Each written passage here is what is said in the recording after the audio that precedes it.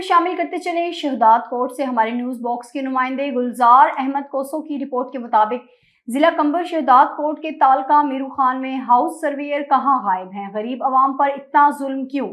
गरीब आवाम को हर वक्त नजरअंदाज क्यों किया जाता है? पाक फौज की जानिब से सर्वे किया गया, क्या वो सर्वे जैली था?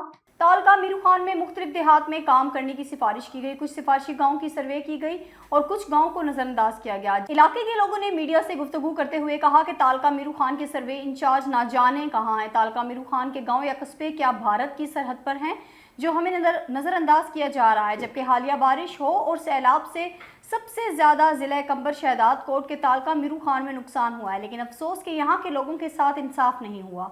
मजीद इलाके के बासियों ने मीडिया से गुफ्तगू करते हुए कहा कि ना जाने कौन सा इंतकाम लिया जा रहा है हमसे।